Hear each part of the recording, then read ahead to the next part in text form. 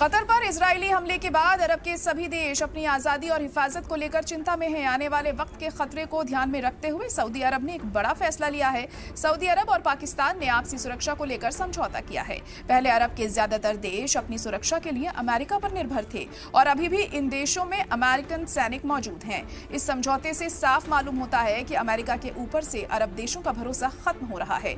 दोनों देशों के बीच हुए इस समझौते के मुताबिक अगर सऊदी या पाकिस्तान में से किसी पर दूसरा देश हमला करता है तो उसे दोनों देशों पर हमला माना जाएगा और दोनों देश मिलकर एक दूसरे की सुरक्षा करेंगे। दरअसल सऊदी अरब के क्राउन प्रिंस मोहम्मद बिन सलमान और पाकिस्तान के प्रधानमंत्री शहबाज शरीफ के बीच रियाद में एक बैठक हुई। इस मौके पर दोनों देशों ने मिलकर एक रक्षा समझौते पर दस्तखत किए। अमेरिका पर से अरब देशों का विश्वास खत्म होने की वजह है कि कतर में मिडिल ईस्ट का सबसे बड़ा सैन्य ठिकाना होने के बावजूद इजराइल ने हमला कर दिया और अमेरिकन सैनिक उन हमलों को रोक नहीं सके।